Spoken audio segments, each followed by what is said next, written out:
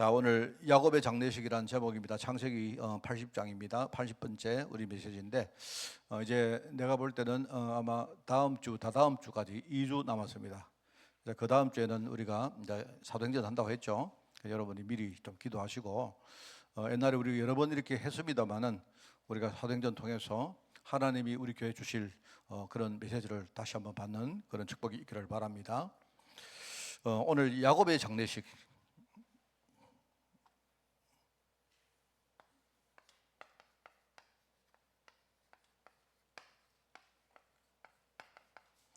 우리가 이렇게 뭡니까 때때로 뉴스를 보면요, 사람이 안 죽었는데 장례를 치르다가 갑자기 사람이 막 벌떡 일어나 가지고 뭐 그런 뉴스를 간혹 우리가 듣습니다. 그죠?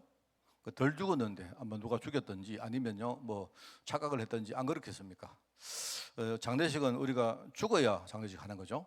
그래서 우리가 이 죽음에 대한 중요한 메시지를 우리가 언약적으로 한번 보아야 됩니다. 일그 전에 내가 기억이 나는데요. 오늘 이제 제가 우리 4월달 서밋 타임을 이렇게 녹화를 하는데 출애굽기 22장에 어떤 게 나오는가 하면요, 배상에 대한 법이에요. 배상 있죠, 배상.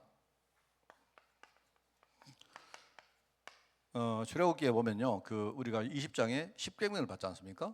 십계명 안에 보면 도둑질하지 마라, 그죠? 그 다음에 간음 같은 거 하지 마라, 이웃에 뭔가 물건이나 그런 거 탐내고 이렇게 하지 마라, 그런 말씀들이 쭉 안 나옵니까? 그런데 이제 20장에 이 십계명이 나오면서 그 다음에 21장부터는 뭐냐니까 일종의요, 이 십계명에 대한 후속 일종의 보조 법안들이 쭉 나옵니다. 그러니까 쉽게 말하면 누구한테 도둑질을 했단 말입니다. 하지 마라 했는데 그럼 하면 어떻게 하느냐? 했는 경우에는 어떻게 하느냐? 어떻게 벌을 주고 어떻게 할고 하면서 그게 22장에 뭐가 나오면, 그러면 우리가 도둑질을 했으면 그러면요 배상을 해야 될 거 아닙니까? 그죠? 남의 물건을 훔쳤으니까 피해를 끼쳤잖아요. 거기 오면요 이제 후속 뭡니까? 그 어떤 부수적인 법률로 율법으로 배상하지 말라는 이야기가 쭉 나와요. 근데 여러분 거기 읽어보면요 굉장히 자세히 나옵니다. 어떤 사람이 도둑질을 했는데 그러면 그 사람이 잡히면 어떤 식으로 배상을 하고 안 잡히면 어떻게 배상하느냐 이런 거 나와요. 심지어는요, 내가 예컨대 오덕노님한테 물건을 몇 개 놨는데, 그죠? 근데 오덕노님이 가지고 있다가 갑자기 도둑놈이 와가지고 오덕노님 집에 와가지고 내가 맡긴 물건을 장로님 걸 훔쳐간 겁니다. 그러면 장로님이 내한테 배상해야 될 거 아닙니까? 장로님이 나 안 훔쳤는데 이러면 안 되잖아요. 내가 맡았는데, 그죠? 그런데 그때에 도둑이 잡히면 그러면 어떻게 내게 배상하고, 만약에 안 잡히면 그럼 어떻게 배상하느냐 이런 것도 나와요. 심지어는 이런 거 있습니다. 도둑질하러 도둑이 돌았는데, 그죠? 그래 도둑이 돌았는데 내가 그 도둑을 막으려고 하다가 그 도둑을 내가 죽여버렸어요. 그러면 그런 경우에는요, 그 도둑은 나쁘지만은요, 그 도둑의 가족이지 않습니까? 그 사람들은요, 어떻게 아버지가 죽고 남편이 죽어버리면 그 사람들은 굉장히 힘들게 되니까, 그러면 내가 불가피하게 죽였지만 나는 그러면 그 도둑에 대해서 어떻게 배상하느냐, 그런 것도 나와요. 성경에 보면 여러분 굉장히 자세히 나옵니다. 그 다음에 심지어는요, 그 뒤에 이제 우리 간음하지 마라 이런 게 안 나옵니까? 그죠? 그런데 만약에 내가 어떤 처녀를 내가 꼬셔가지고요, 그 처녀를 이렇게 어떻게 했다면, 그러면 어떻게 이 처녀를 배상을 해라. 그 나옵니다. 사실은 배상을 하는데 그 배상금을 부모에게 주고 내가 그 처녀를 나의 아내로 맞아들이라 이렇게 나오는데, 그럼 만약에 그 아버지가 나는 싫습니다 해가지고요, 내 딸을 당신한테 주기 싫습니다 할 경우에는요, 그러면 그 아버지는 배상을 안 받으려고 하니까 그러면 결혼을 아내로 맞이하는 건 못하는 거 아닙니까? 그 대신에 그 처녀에게는 어떻게 배상해라 그런 것도 나와요. 그러니까 하나님의 법은 뭐냐니까 굉장히 아주 실질적입니다. 그래 나오는데, 근데 옛날에 내가 한참 전에 누군지 내가 기억이 정확하게 안 나는데, 우리 교회 어떤 전도사님이었는가 누가 내한테 목사님 어떻게 읽어보니까 성경 안에 배상을 해라 이렇게 나온다는 거예요. 읽어보니까 굉장히 자세하다는 겁니다. 그 성경 안에 이런 내용까지 기록되어 있는 걸 보면서 우리는 이걸 어떻게 봐야 되겠습니까? 이렇게 질문한 적이 있어요. 이 배상. 그때 제가 메시지 줬던 게 기억이 나요. 그래서 이제 제가 이게 22장이 그게 생각이 나가지고 내가 이제 그거 가지고 새벽 기도를 하려고 메시지를 썼거든요. 썼는데, 여러분 배상이란 말은 뭐냐니까, 여러분 배상이 무슨 뜻입니까? 배상은 내가 어떤 사람한테 불법적으로 죄를 짓고요, 그 죄의 후속 조치로 뭡니까? 하는 것이 배상입니다. 맞죠? 그 말이거든요. 우리가 세상에 나가면요, 보상이라는 개념이 있고 배상이라는 게 있는데, 보상은 내가 불법적으로 죄를 안 지었는데 남에게 우리가 해를 끼쳤다면 그거는 보상이라고 말합니다. 만약에 우리 함안군이 우리 교회에 뭡니까? 땅이 있는데 저기다 길을 냈어요. 그거는 불법이 아니잖아요. 그런데 우리가 피해를 받기 때문에 대신에 우리한테 배상하는 게 아니고 뭡니까? 보상을 해주는 거예요, 보상. 그런데 만약에요, 어떤 차가 지나가다가, 그죠? 저기 내 차를 세워놨는데 갑자기 자기가요, 술 친 사람이요, 차를 몰고 가다가 갑자기 이렇게 하다가 내 차를 박아버렸단 말입니다. 그거는 불법이기 때문에 보상을 해주는 게 아니고 그거는 배상을 해줘야 돼요, 배상. 그 차이가 납니다. 그러면 배상이란 말은 뭐죠? 배상이라면요, 죄가 있어야 돼요. 그 말이거든요. 그럼 왜, 우리 여러분 성경에는 왜 배상을 해라 이렇게 나느냐? 그럼 하나님이 뭡니까? 이 성경에 세상적으로 말입니다, 이렇게 뭐 배상하는 방법을 생각하시면 그게 아니거든요. 이거는요, 구약의 최소한의, 우리가 구약에 뭡니까? 어떤 공동체를 유지하려고 하면 최소한의 뭡니까? 우리가 질서를 지키고 서로 책임을 지고 하는 일종의, 그게 이제 제일 기본적인 그 배상이거든요. 안 그렇습니까? 그런데 이 배상이란 말은 뭐냐니까 죄가 있다는 말입니다. 여러분, 죄가 없이는 배상이 없죠. 맞죠? 그렇죠? 그러니까 이거는 무슨 말이냐? 왜 성경에 배상에 대한 이야기를 쓰느냐 할 때, 그 우리가 언약적으로 읽어보면요, 첫 번째는요, 모든 인간은요 죄 속에 있다는 말을 하는 거예요. 그 말을 한 겁니다. 알겠습니까? 만약에 우리가 죄를 안 지면 배상할 이유가 없죠. 그럼 하나님이요, 배상을 이렇게 해라. 여러분, 그 십계명을요, 야 너희들 도둑질 하지 마라 해도 도둑질을 한다는 말입니다. 그게 너희들이 진짜 하나님 언약 속에 안 들어오면 너희들 분명히 도둑질하고 살 것이기 때문에 하나님이 도둑질을 하지 마라 한 거예요. 하지 말라면서 네가 만약에 도둑질을 했다면 어떻게 하느냐? 그러면 이렇게 배상해라. 이 말은 뭐냐? 너는 뭡니까? 하나님 은혜 아니면 너는 뭡니까? 창세기 3장 아래에서 도둑질을 하고 사는 사람이 될 수밖에 없다 하는 그 말인 겁니다.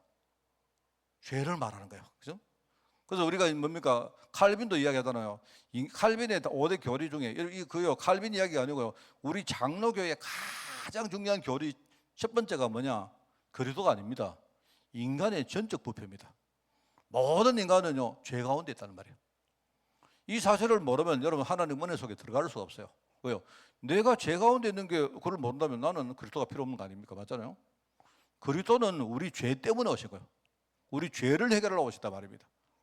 그 우리가 언약적으로 배상을 볼 때 첫 번째, 우리 모든 사람은요 죄 가운데 있구나, 이걸 알아야 돼요. 그러면 배상은 뭡니까? 죄를 지었기 때문에 거기에 대한 일종 대가로 내가 어떤 뭡니까? 후속 조치를 취하는 것이죠. 그런데 두 번째는 뭐냐니까, 내가 아무리 배상을 해도, 그죠? 인간이 가진 죄는요 배상할 수가 없습니다. 그걸 말하는 겁니다. 배상이 불가능한 거예요. 그래서 우리가 죄값이라 하죠. 죄값. 죄값이라 합니까? 죄값을 치를 수가 없는 거예요.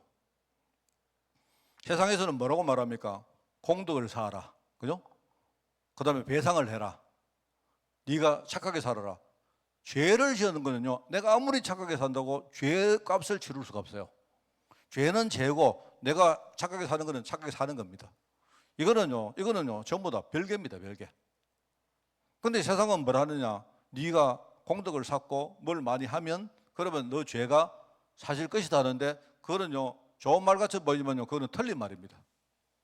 그거는 복음의 말이 아니에요. 우리 인간은요 죄값을 치를 수가 있습니까? 없습니까? 없습니다. 배상을 하지만 근본적인 죄 문제는 해결이 안 된다는 말이에요. 이게 그 말 아닙니까? 그래서 우리가 여기서 뭐냐니까, 진정한 배상이 뭐죠? 바로 속죄제물로 오신 그리스도. 우리 인간의 힘으로는요 절대로 우리 죄 문제를 배상할 수 없기 때문에, 그죠? 하나님이 직접 이 땅에 오셔서 뭐 했습니까? 하나님이 직접 오셔가지고요 우리 인간의 죄 문제를요 근본적으로 해결하시고 배상하신 거예요. 여기서 내가 늘 말하랍니까? 근데 어떤 나쁜 놈들이 뭐라고 말하느냐? 마귀한테 예수님이 배상했다 이런 말한 거예요. 그걸 우리가 사단 배상설이라 합니다. 예수님이 와서 자기의 뭡니까? 우리의 죄 문제의 값을 치르셨는데, 예수님이 자기의 뭡니까 목숨으로 자기의 생명으로 그죠? 죄값을 치렀다. 그까지는요 그게 복음적인 말이거든요. 근데 거기서 한마디가 더 들어간 마귀한테 치렀대요. 거기에 이제 사당 배상서 이제 그거는 틀린 말입니다. 배상을 왜 하니까요? 모든 죄값을 뭡니까 받을 수 있는 자격은 하나님밖에 없어요. 그러니까 하나님이 직접 오시게 안 하죠. 하나님이 직접 오셔가지고 하나님의 목숨을 가지고 하나님께 죄를요 배상하신 거예요. 그게 비밀입니다. 근데 그걸 그렇게 말하면 안 됩니다. 그건 안 되고요. 하나님께 배상한 거예요. 하나님께. 그래서 예수님께서 스스로 속죄 제물로 오셔서 자기의 죽음으로서 뭡니까 모든 인간의 죄 문제를요 영원히 그것도 완전하게 그리고 그 단번에 그죠? 즉흥적으로 즉시적으로요 해결하신 거예요. 그게 바로 그리스도의 복음입니다. 우리가 여러분 있지 않습니까? 배상 안 함에도 이거요 이게 복음을 봐야 돼요. 복음을. 그리고 사실요 우리 전도자들은 이 훈련이 잘 되어 있어야 됩니다. 여러분 우리가 성경 보는 눈이라는 게요 여러분이 계속 우리가 말씀을 듣고 여러분 강단이 중요한 이유가 그거예요. 내가 여러분에게 가서 여러분 착하게 사세요. 누구한테 나쁜 짓 하면 배상해 주세요. 사람들이 뭡니까 그런 말을 하면요 그건 좋은 말인데 그건 복음의 메시지가 아닌 거예요. 여러분 죽음도 마찬가지입니다. 오늘 우리가 서론적으로 오늘 야곱의 장례식 여러분 죽음이 없는 장례식은 없죠. 그죠? 이 말은 야곱의 죽음과 야곱의 장례를 말하는 건데 그러면요 우리가 죽음을 볼 때에 그리고 죽음에 대한 언약적인 해석은 뭘까? 그걸 봐야 됩니다. 그게 첫 번째가 뭐냐니까요. 이게 첫 번째는요 죽음이란 말은 뭡니까? 모든 인간은요 전부 다 뭡니까? 모든 인간은 죽을 수밖에 없고 결국 죽으면요 장례를 치를 수밖에 없는 존재입니다. 맞죠? 그걸 가지고 뭐라 하나님의 섭리라고 말해요. 섭리. 하나님의 섭리는 모든 사람이 뭡니까? 다 죽습니다. 한 번 죽는 것은 정해진 것이고 그 뒤에는 뭐라 했습니까? 심판이 따른다 했잖아요. 히브리서 9장입니까? 9장 27절인가 그렇죠? 이게 무슨 말이냐? 하나님의 섭리는요 인간이 전부 다 한 번은 죽는 것인데 인간에게는요 죽음이 있어야 돼요. 왜냐니까 그래야 인간은요 한계를 스스로가 한계 있는 존재임을 알 수가 있는 겁니다. 여러분 우리가 다 죽는다니까요. 여러분 죽어요. 여기는 그거는요 이 명제입니다. 여러분이 안 죽는다 그런 사람 없습니다. 조금 일찍 죽고 늦게 죽고 조금 건강하게 살다 죽고 조금 아프다가 죽고 그 차이입니다. 그 차이인데요. 근데 중요한 거는요 그 죽음을 말하는 게 아니고 다 죽는 줄 알아요. 누구나. 근데 하나님의 계획은 뭐냐니까 우리가요 죽음이라는 권세에 맨날 끌려다니다가 뭡니까 아이고 하다가 뭡니까 그렇게 죽는 게 아니고요. 우리가 죽기 전에 죽음을 의식하면서 뭡니까 여러분이 죽음을 다 의식하잖아요. 여러분 다 우리가 몸 아프면 아이고 이러다 죽는 거 아이고 하잖아요. 저도요 그런데 우리가요 죽음을 의식할 때마다 죽음의 종이 되지 말고 마느냐 내가 죽음을 의식할 때마다 내가 살아있는 동안 내가 뭔가 멋있게 하나님의 의를 위해 살아야 되겠다. 이렇게 우리가요 결단하기를 하나님은 원하신단 말입니다. 이게 중요하잖아요. 안 그렇습니까? 그러니까 사람이 죽는 것은 전부 다 하나님의 섭리입니다. 섭리. 어떤 사람이 만약에 나 안 죽는다 이러면요 우리 안산홍 같은 사람이 왜 그 이단인가 하면요 나는 그 사람이 진짜 영원히 살 사람인지 메시아인지 잘 몰라요. 저는요 그 사람은 모릅니다. 그런데 그 사람들이 살아있을 때 뭐라고 말했느냐 꼭 영원히 살 것처럼 이야기했다니까요. 그 어느 날 죽어버렸어요. 죽어버리고 나니까 지금 그 하나님의 은밀한 그 여자 이름 뭐더라? 갑자기 안산홍이 갑자기 죽어버리니까 당황스러운 거예요. 당한 거예요 지금. 그래가지고 하나 말은요 다시 오시기 위해서 뭐 어떻게 잠시 사라진 것처럼 이야기하는 뭐 이런 식으로 말합니다. 문선명이라는 사람이 그죠? 진짜 영원히 살 것처럼 말했다니까요. 그 사람은 갑자기 죽어버리니까 어떡합니까 이게? 저는 개인적으로 생각할 때 그 통일교에 있는 많은 뭡니까 거기도 지도하는 어떤 지도자가 아니겠습니까? 나는 그 사람들이 진짜 그 통일교 교리를 믿는지 나는 안 믿을 거라고 생각해요. 나는 물론 뭐 믿는 사람도 있겠죠. 그런데 안 믿는 사람도 굉장히 많을 거라고 생각합니다. 다만 통일교에 가지고 있는 재산과 여러 가지 영향력과 지금 그런 것들이 너무 많다 보니까 거기 있는 게 그죠? 자기들이 이롭겠죠. 안 그렇습니까? 그렇다고 생각해요, 저는요.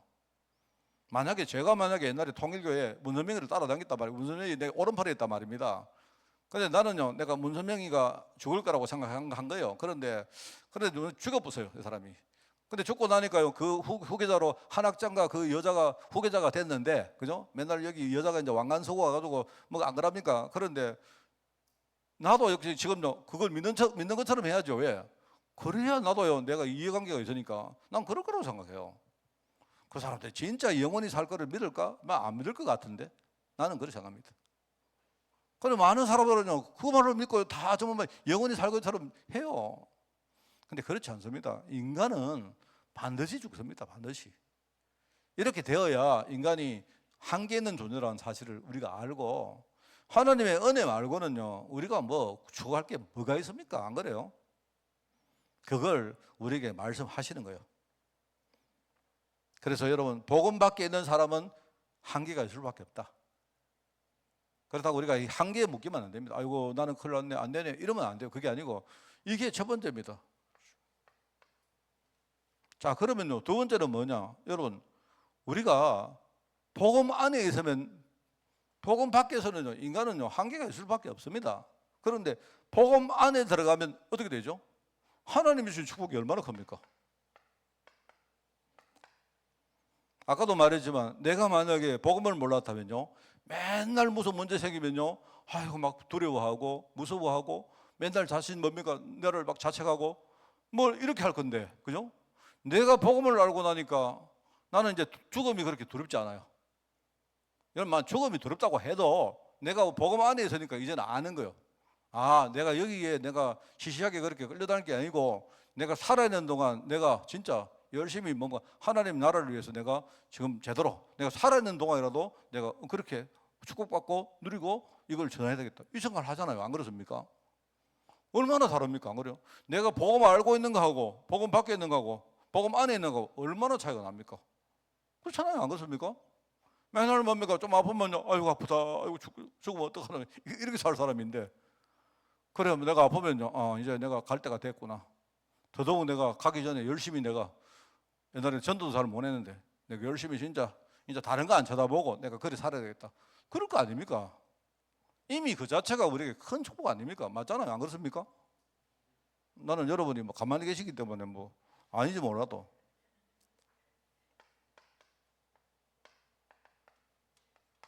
빌립보 3장 20절입니다. 우리의 시민권은 뭐라고요? 하늘나라에 있다. 우리는 하늘 시민권 가진 사람입니다. 그게 뭐라고 말하느냐? 바울이, 이거 빌립보서는요, 바울이 말한 거 아닙니까? 바울이 나는 하늘 시민권 가진 사람인데, 그죠? 언젠가든 내가 거기에서, 거기 어디입니까? 하늘이죠. 천국이죠. 내가 천국에 가서 누구를, 곧 주 예수 그리스도를 기다리노니, 구원하는 자 곧 주 예수 그리스도를 내가 기다린다 했습니다. 그게 무슨 말이냐? 예수님이 친히 나중에 재림에 오실 거 아닙니까? 맞잖아요. 근데 그 전에 내가 만약에 재림에 오기 전에 내가 만약에 죽으면, 그러면 나는요, 천국 가서 주님 재림을 기다리고 있는 거예요. 얼마나 다릅니까? 이게 축복인 거예요, 이게. 그래서 인간은 이게요, 우리가 복음 안에 있으면요, 얼마나 큰 축복인지 몰라요, 이게. 그게 죽음에 대한 메시지입니다. 그러면서 저는 한 가지 더 생각합니다. 이 죽음에 대한 하나님의 엄정한 공의가 있습니다. 이거는 하나님의 절대 공의입니다. 절대 공의. 절대 계획입니다. 절대 계획. 그게 뭐냐? 우리가 죽으면서 뭐 하느냐? 우리 후대에게 영원한 영적 유산을 남기길 원하는 거예요. 사람은요, 어차피 한 번 살다가 갑니다. 근데 희한하죠. 그게 끝이 아니에요. 사람은 한 번 살다가 가는데 어떤 사람도요, 어떤 형태든 우리 후대에게 유산을 남깁니다. 진짜입니다. 어떤 사람 그래요. 우리 아버지는 돈이 없어가지고요, 내한테 유산을 한 푼도 안 남겼어요. 미안하지만 아닙니다. 그 잘못 본 겁니다. 돈 한 푼도 없는 걸 유산을 남긴 거예요. 뭔 말 알겠습니까? 우리 아버지는 뭔가 이상하게 내게 나쁜 뭔가 영향을 줬어요. 그게 유산입니다. 유산. 인간은 이 땅에 살면서 반드시 한 번은 죽는다. 그죠? 그런데 무조건 뭡니까? 어떤 형태든 우리 후대에게 유산을 남기고 간다. 그게 지금까지 그 창세기 3장도 유산입니다.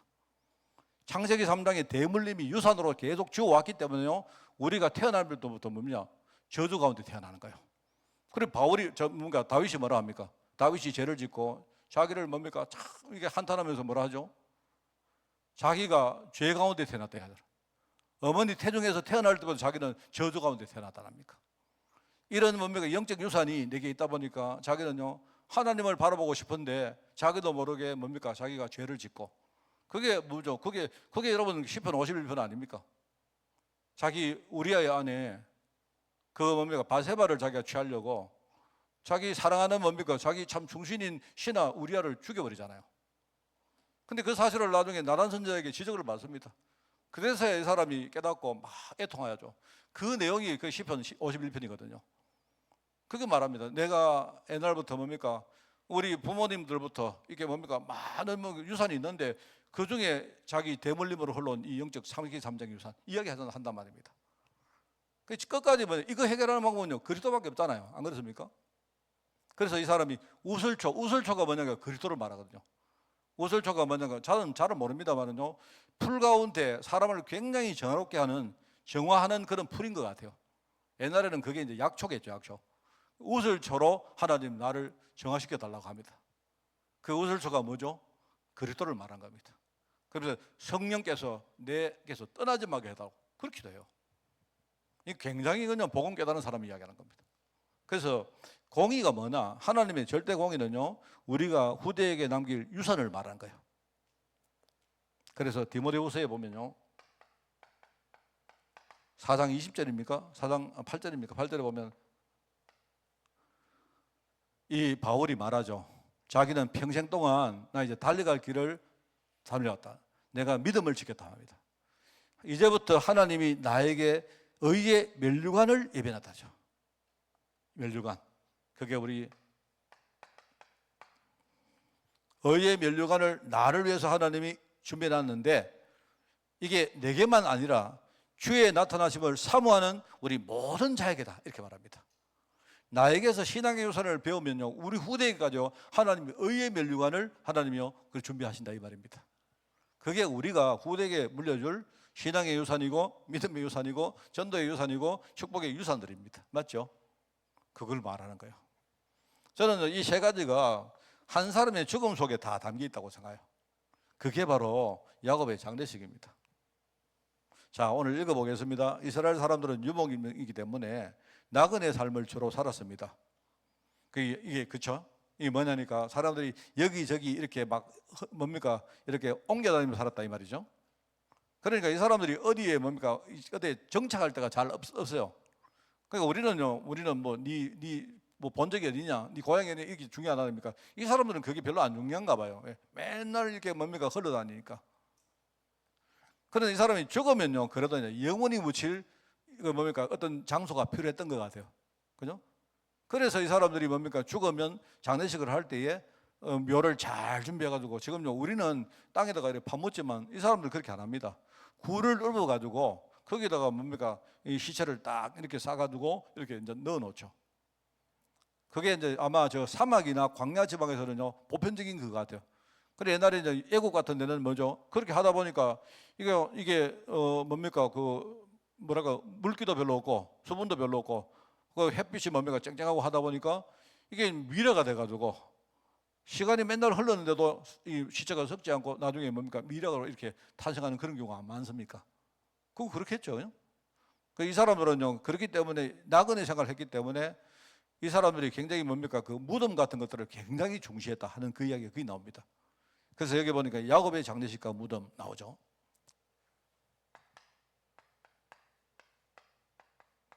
그러니까 이 사람들이 평생 참 고생 많이 하고 살았기 때문에 그래도 장례식은 거창하게 이렇게 해주는 것 같아요. 그래서 여기 보니까 향재료로 시신을 40일간 단장했다, 그렇게 말합니다. 이거는 아마 이제 그 미라를 만드는 그런 일종의 그런 과정 같아요. 어떻게 하든지 이 사람이 오래 썩지 말고, 그죠? 잘 유지될 수 있도록 그렇게 했다. 그런 어떤 하나의 문화 같습니다. 그죠? 그리고는 70일 동안 애국을 했다. 아, 참 오래 하네. 근데 옛날에 우리나라도 뭡니까? 3년상안 지냈습니까? 3년상. 그래가지고 옛날에 뭐 사대부들은 보면요, 그 이렇게 제실 같은 거 만들어 놓고 뭡니까 3년 동안 맨날 그거 가지고 뭡니까 그래 안 합니까? 그리고 상복도 그죠 3년 동안 안 벗었다니까요. 3년 상을 다 지내고 나서 이제 그때서야 상복을 벗습니다. 70일 가니까 뭐 우리보다 좀 덜하네요. 그래도 70일 동안 애곡을 했고 그리고 야곱이 유언을 했는데 막벨라 밭에 그게 굴에 있는데 그 굴에다가 장사를 해달라 이렇게 말했고, 그 다음에 아버지의 그 뭡니까 그거를 이렇게 지켜가지고 나중에 우리 요셉이 그렇게 그대로 아버지의 유업을 뭡니까 유산을 뭡니까 유언을 집행을 합니다. 맞죠? 네, 그런 식으로. 그러니까 이 사람들은요 굉장히 그 어떤 삶과 이 죽음이 굉장히 관계가 있었던 것 같아요. 나그네 삶을 했기 때문에 그래 이제는 고생 많이 했다.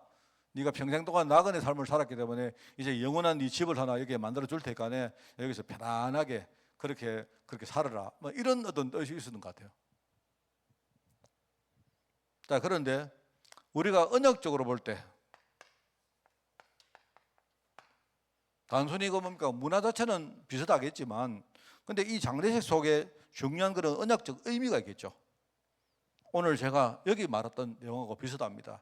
인간의 길은요 잠시 있는 나그네 길이다.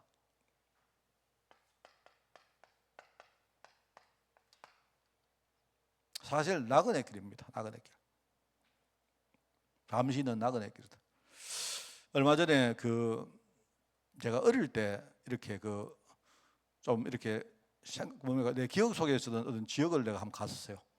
갔었는데 내가 이제 뭡니까 그 겉에 이렇게 차로 이렇게 다닐 때는 몰랐는데요.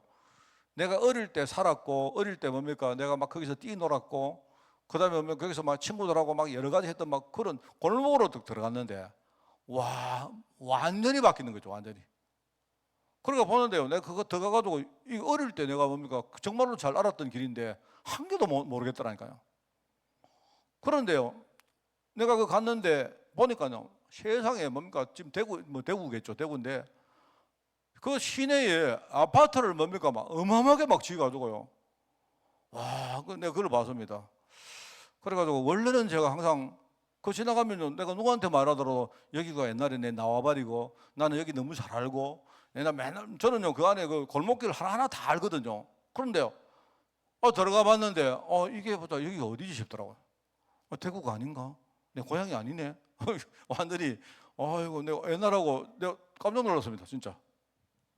지금 그 대구 제가 제일 중심부에 내가 태어났는데요.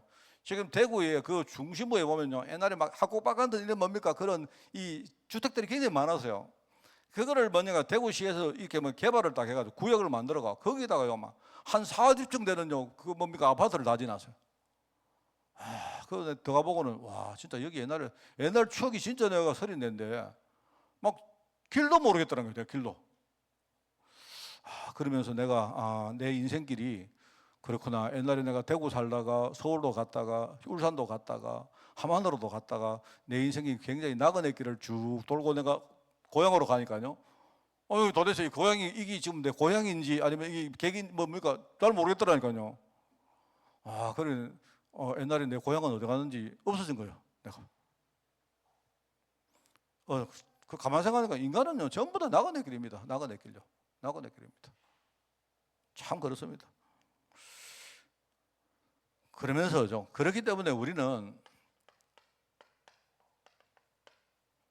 몰라서 그런 거예요. 우리 본향은요 원래 대구시 중구 동성로가 아니고요 내 본향은 원래 천국이었던 거예요.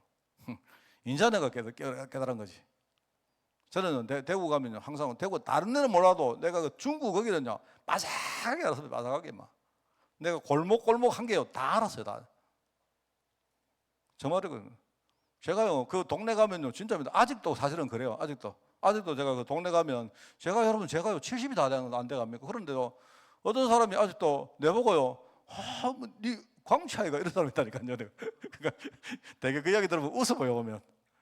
제가 옛날에 한번 그 뭡니까 그 지금 한 15년 됐나? 내가 우리 교회 이렇게 뭡니까 부임한 지 한 얼마 돼 가지고 그때 우리 교회 뭡니까 교회에서 만드는 책자 그걸 뭐라 하죠? 그걸 하나 만들어 보려고 그죠? 그때 우리 조그만 수첩 만들었잖아요. 그래 이거를 이제 내가 보다가 그래도 좀 잘 만드는 그런 교회 내가 보고 한번 가서 좀 이렇게 참고를 내가 해야 되겠다 싶어가지고 내 모교를 또 가는 거야. 그때 이제 갈 때 내가 이 교회 가도 아무도 내가 모르겠지 가는 거야. 갔는데 세상에 그러다가 내가 이제 거기 뭡니까 교회 사무실에 딱 들어갔는데 딱 문 열고 들어가는데요. 거기 사무장이 나를 딱 보더니 첫 마디요. 네 광주에 가 이러는 거야. 그래서 하나 말이요. 네 목사라면서 이러더라고요. 그러니까 그게 아버지도 계시고 다 계시니까 나는 몰랐는데 다 알고 있는 거예요. 사실은 뭐 내가 하만에서 목회하는데 이번에 그 교회 우리가 그걸 말합니까? 교회 우리가 그 수첩을 하나 만들어 보려고 하니까 막 여러 가지 막 꺼내가지고 저한테 주면서 참고하라고 주더라고요. 그러니까 내가 그때마다 역시 여기가 참 내 어릴 때 내 동네구나. 왜냐하면 교회가 옮겼거든요. 교회가 옛날에 우리 동네 조금만 있다가요. 지금 대구 가면 아주 그 중심에 굉장히 크게 지어가지고 옮겼는데도 설마 모르겠지 생각했는데 아니더라고요. 그러니까 여전히 내가 여기 고향. 근데 지금은 그때하고 또 달라요. 내가 여러분 우리의 본향은 현세가 아니고 내세입니다. 천국입니다. 이게 중요한. 그러면 천국이니까 그러면 천국 갈 때를 기다리라 이게 아닙니다. 그것도 맞지만 네가 지금 살고 있는 현세, 내가 천국 백성이지만 왜 그러면 내가 지금 이 자리에 서 있느냐? 그게 하나님의 중요한 계획이 있단 말입니다. 제가 여러분 얼마 전에 메시지 했죠, 그죠? 정체성이 왜 중요합니까? 왜 중요합니까? 우리가 한국 사람인데 내가 국적이 한국 사람인데 그러면 내가 지금 주거지가 한국이면요 그러면 정체성 별로 필요 없습니다. 예? 내 국적과 내 거주지가 비슷하기 때문에. 여기서는요 우리가 한국인이냐 이거 맨날 이야기 안 하는데요 그냥 당연히 한국인인 겁니다. 근데 여러분이 한국 사람인데 미국 가 산단 말입니다. 그죠? 그러면 여러분이 거기 가서 뭡니까? 여러분과 여러분 자녀가 정체성을 잃어버리면요 이게 내가 미국 사람도 아니고 한국 사람도 아니고 계속 우리가요 굉장히 갈등하게 되고 방황하게 됩니다. 그래서 여러분이 미국 가 살 때는요 내가 한국 사람이라는 사실을 여러분이 늘 생각하고 미국에 사는 사람은요 애국가 딱 나오면 일 나야 돼요. 일 나가지고요 탁 애국가 나올 때 이래야 됩니다. 내가 볼 때는요 이 사람이 그래야 된다 안 합니까? 우리는 지금 애국가 나와도요 뭐 더면더면하지만요 미국가 살면 갑자기 사람이요 애국가가 팍 나오면요 갑자기 사람들이 막 얼굴이 뜨거워지면서 눈에서 눈물이 막 흐르고 이렇게 된다는 거예요. 그게 이제 외국 살아보면 그렇게 된다는 겁니다. 미국 사니까 내가 한국 사람인데 수모를 겪고 손해를 보고 이런 많은 아픔도 있을 거 아닙니까? 근데 어느 날 거기에 뭐 이렇게 우리나라 막 애국가가 나오고 이러면요 갑자기 사람들이 다 애국자가 된대요. 그래서 우리 정체성이 중요하단 말입니다. 그죠? 그래 똑같죠? 우리가 천국 백성이기 때문에 그런데 천국에서 안 살고 우리는 여기 살고 있는 거예요. 우리가 그때 그래서 내가 천국 백성인 사실을요 늘 여러분이 뭡니까 깨닫고 내가 마음에 심고 늘 뭡니까 그걸 누리고 해야 된다 말이죠. 이게 중요하죠. 우리는 나그네다. 그런데 천국이 우리의 본향이다. 근데 우리에게 중요한 사명이기 때문에 하나님이 이 땅에 나를 살게 하셨다. 그게요 우리의 삶이고 그게 하나님 주신 언약입니다. 그래서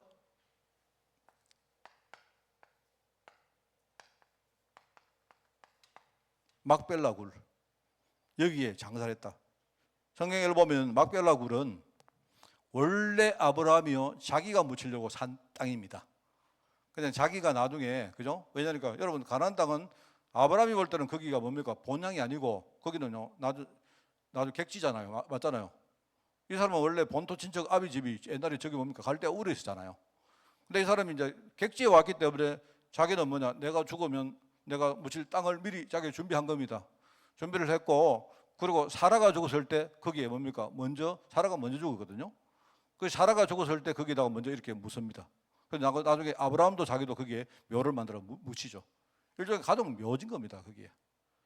그런데 이게 그냥 막벨라가 아니고요. 이게 조상 때부터 하나님이 약속한 언약의 땅 아닙니까?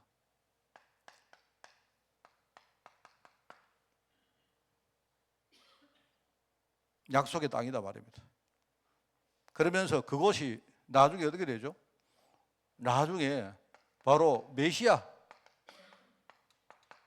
오실 땅이다. 그죠? 이게 메시아가 오실 땅이고 그 메시아가 선지자고 제사장이고 그리고 율법을 뭡니까? 완성하시는 분이시고, 나중에 뭡니까? 사실은 여기 안 나옵니다만은요, 여기에서 세계복음화가 시작되는 바로 그 땅이거든요. 굉장히 중요한 언약의 땅입니다. 그러니까 이 야곱이 이 땅에 자기를 보내달라고 묻어달라 한 말은요, 물론 나는 고향 가고 싶다 이런 뜻도 되겠지만, 분명한 아버지와 할아버지가 가졌던 그 언약 속에 나도 함께 있기를 원한 겁니다. 그거는 하나님 주신 그 가문의 언약입니다. 분명합니다, 이거는요. 그게 막벨라 굴에 장사된 이유죠.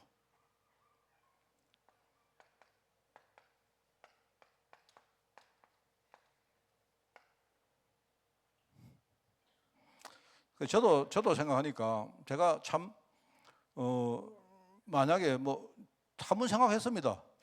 내가 언제 죽으면 뭐 좀 여기 어르신들 계시기 때문에 좀 양해하고 들어주십시오. 뭐 목사님 젊으면서 뭐 그런 소리 뭐냐 합니까? 할 줄 몰라도요. 저도 또 미리 생각해 보면 내가 나중에 죽으면 우리는 아마 이제 매장 안 하고 화장 안 하겠습니까, 그죠? 그러면 이제 화장을 하면 방법이 몇 가지가 있겠죠. 그냥 화장한 뭡니까 그거를 그냥 어디 흩어버리는 거. 뭐 그런 방법도 있겠고, 아니면요 내가 대구 출신이기 때문에 어떤 대구에 어디에 가서 묻히는 방법이 있겠죠.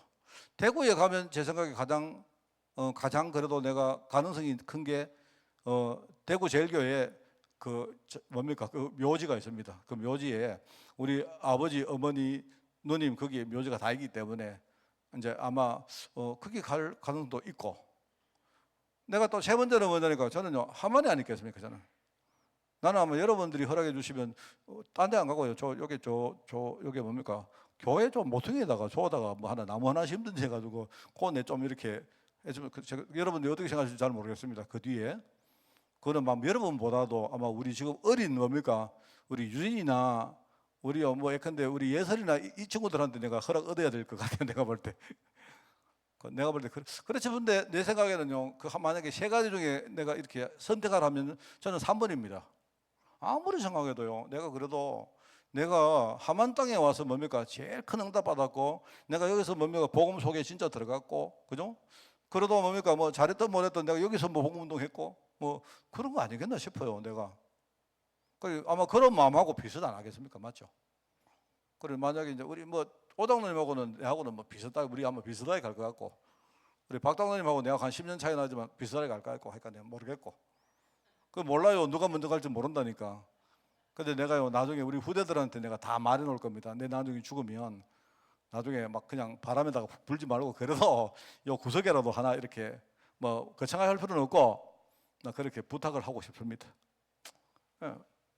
그래서 여기 있으면서 너희들과 함께 내가 복음 운동하는 거 내가 지켜보고 함께 하기 원한다. 그렇게 생각합니다. 제일 중요한 거는 내 후임 목사한테 내가 부탁해야 되겠죠. 그 사람 지가 안 된다 하면 뭐 내가 뭐 모르겠습니다만은 나중에 내가 후임 목사 찰 때 조건을 내가 그래야 되겠습니다.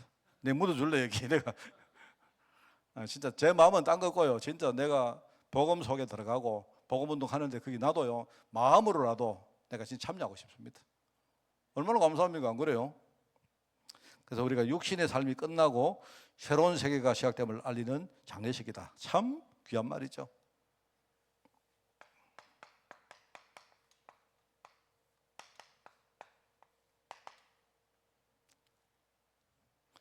영혼이 육신에 거할 때만 구원. 예, 그렇습니다. 예, 구원. 이게요, 여러분 신학적으로 어떤 말이 될 줄은 저도 모르겠는데요. 저는 정말 날마다 구원받기를 원합니다. 이게 신학적으로는 틀린 말 같아요. 원래 구원은 한 번 받으면 되는데 나는 날마다 구원받기를 원합니다. 정말입니다. 날마다. 나는요, 그렇습니다. 이게 우리가 진짜 구원받는 이 축복이 참 대단하죠, 그죠? 그 다음에 우리가 육신이 살아있는 동안에만 전도할 수 있다. 그렇습니다.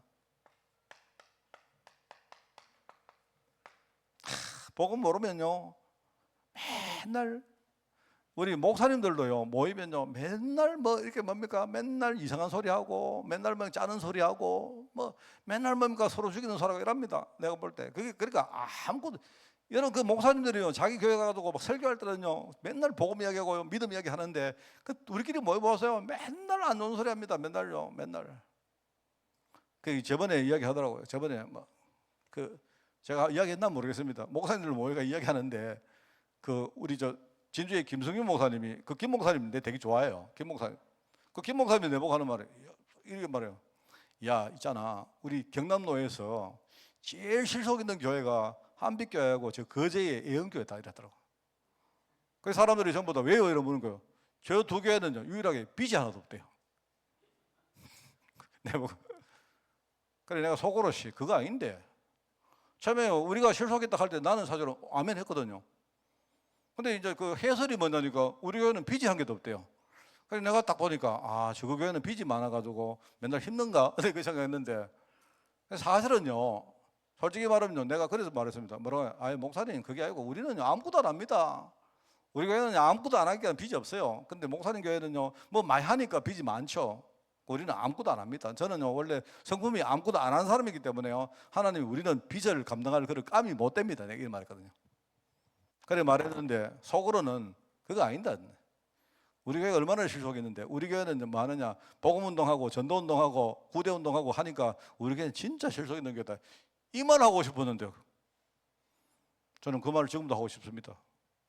우리가 구원만 한다는 게 이게 얼마나 큰 축복입니까? 안 그래요?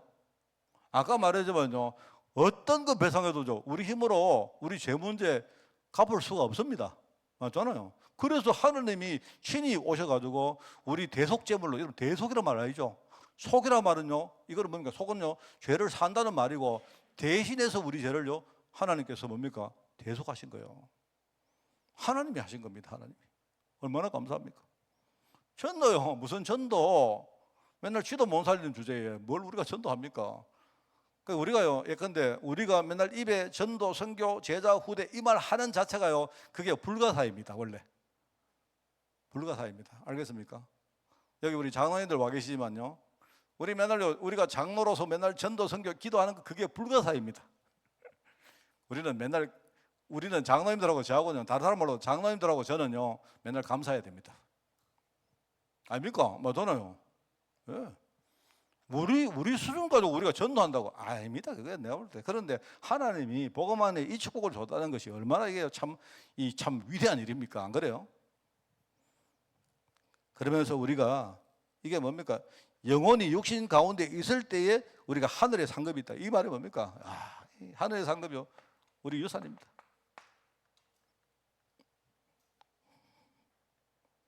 제가 막 좀 과장도 하고 이렇게 할 때도 있습니다만은요, 이거는 절대 과장 아닙니다. 내가 막 우리 후대들 요새 보면요, 와, 내가 막 마음이 막 설레는데 감당을 못 하겠어요, 여러분.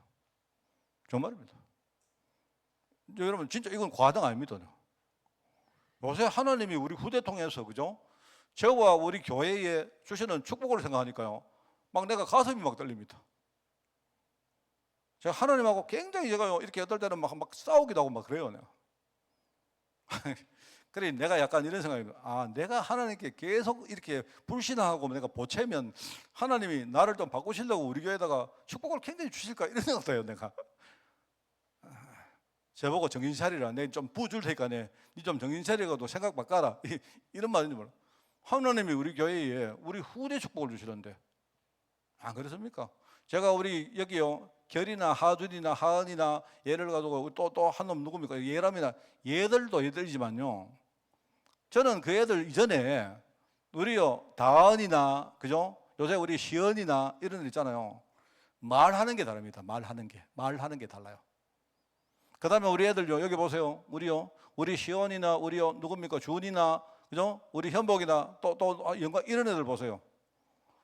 보시지 않습니까? 옛날에 빌빌빌 그랬잖아요, 애들이. 요새 애들이 막 힘이 나가, 저끼리. 그죠? 그래서 제가 이번에 이제 며칠 전에 그런 말 들었습니다. 갑자기 타독을 보니까 아이들이 성가대 뭡니까? 그 성가대복을 한다고, 맞춘다고 딱 이렇게 나와서, 나는 처음에는 어른들 하는 줄 알았다. 보니까 그게 아니고 렘넌트 우리 성가대가 자기들이 이렇게 뭡니까? 그 가운을 한대요. 그래서 제가 전화 안 했습니까? 전화해가지고. 그래서 사실은 내 마음은 가운 오케이 해라. 내가 들어보니까 자기들끼리 지금요, 막 이렇게 결정한 거예요. 나는 그게 너무 소중합니다. 자기들끼리. 그 한 좋은데, 내가 평소에 어떤 생각이 드는가 하면, 나는 우리 애들 가운 하지 말고 좀 멋있게 애들이요, 좀 우리가 티셔츠이든지요, 좀 고급스러운 거. 나는 이런 거 있고 좀 애들이 막 이렇게 막 찬양하기를 원했거든요. 솔직히 저는요, 우리 후대들이 하는 뭡니까? 오후 예배 때는요, 내가 오전에는 이렇게 뭡니까? 막 양복을 입더라도 오후에는요, 캐주얼 한 거 탁 입고 나와가지고 나는 사실 그렇게 내가 설교하고 싶은 마음이 있어요. 그래서 내가 지난주에 우리 김 목사가 보니까요, 내가 인사하러 나갔는데 김 목사가 이렇게 뭡니까? 베이지색 이렇게 뭡니까? 아래 이렇게 캐주얼 양복을 입었는데 너무 좋아 보이는 거 있죠. 그래서 내가 김 목사한테 이거 언제 샀노 하니까 한참 됐다 하더라고. 내가 솔직히 사이즈만 가서 야, 그거 내가 바꿔 입으시오 하시오. 내가 그런 생각이 들었다니까. 아니면 내가 아예 티셔츠를 입고 나가지고 오후에 우리 후대와 함께 이렇게 하고 싶어요, 내가. 근데 아이들이 이제 약간 어른스럽게 이렇게 가운을 하는 게 나는 그 가운을 안 했으면 좋겠다 싶은 마음이 있어가지고 내가 전화를 한번 했는데 해놓고는 또 저거들끼리 하는데 내가 또 괜히 또 창피했나 뭐 이런 마음입니다. 저는요, 막 너무 좋아요, 지금. 해줘라, 애들 막 저끼리 막 뭐 가운을 하든 뭐 하고 싶으면 막 해주기를 원합니다. 얼마나 그 축복입니까? 안 그래요? 그렇게 되니까 우리 이런 청년 애들이요, 나중에 엄마 아빠가 되니까요, 보세요, 우리 아들이 하나님. 이게 우리의 새로운 시작입니다. 그러면서 그렇기 때문에 나의 오늘입니다. 나의 인생입니다. 나야. 여러분, 우리의 인생은 굉장히 축복의 인생입니다. 여러분, 우리는요, 굉장히 축복 가운데 부름받은 거예요. 나의 오늘, 나의 인생, 나의 교회, 나의 현장. 그죠? 이게 하나님이 주신 큰 축복을 여러분이 아셔야 돼요. 오늘 우리가 이런 축복을 실제로 깨닫고 누리는 그런 오늘 야곱의 장례식이지만 우리의 새로운 시작이 되기를 주님의 이름으로 축원을 드립니다. 하나님 아버지 감사합니다. 오늘 야곱의 장례식을 통해서 우리가 한 번 더 깨닫고 하나님 앞에 결단할 수 있도록 은혜 주시니 너무나 감사드립니다. 아버지 하나님, 우리가 복음 잘 몰라서 또 우리가 복음 밖에서 우리가 한계를 가진 인생인데 우리는 교만하고 정말 우리가 주인 되어서 살아왔던 과거를 청산하고 이제 복음 안에 들어와서 내가 축복을 누리며 우리 후대에게 영원한 그런 유산을 만드는 그런 인생 되어지기를 원합니다. 하나님 아버지 축복하여 주시고, 하나님, 우리가 언젠가 우리도 장례식을 치를 것인데 그 이전에 정말 하나님께 영광 돌리는 인생으로 저희들 축복하여 주옵소서. 그 축복을 만드는 우리 그런 플랫폼으로 우리 교회를 하나님이 두 손 들어 축복하여 주옵소서. 우리 교회 제자들과 우리 후대를 주님이 축복하여 주옵소서. 이 모든 말씀 예수님의 이름으로 기도드리옵나이다. 아멘.